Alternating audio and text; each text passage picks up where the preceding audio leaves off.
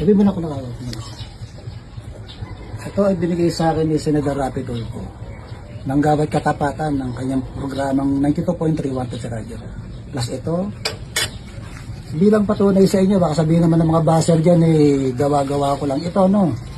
Ito, picture namin. Ayan na. At pirma. Ito kami mga bats. At may pirma pa ni Tulfo yan, ni Niña Kaduran.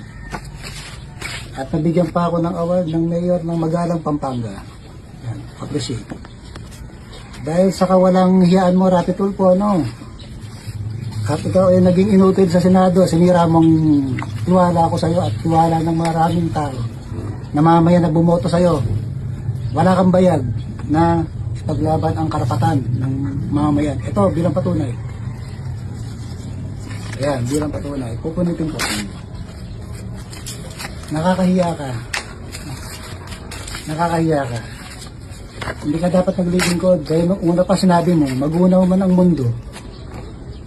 Magunaw man ang mundo, ay hindi ka papasok sa politika.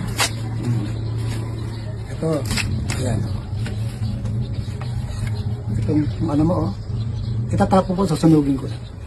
Wala kang kwentang tao. Sayang, lahing Hapon ka pa naman. Sinasabi mo, oh, ngayon. Takot ka ba? Oh, yan. Wala ka ng bayad, yung bayad mo napunta na sa mukha mo.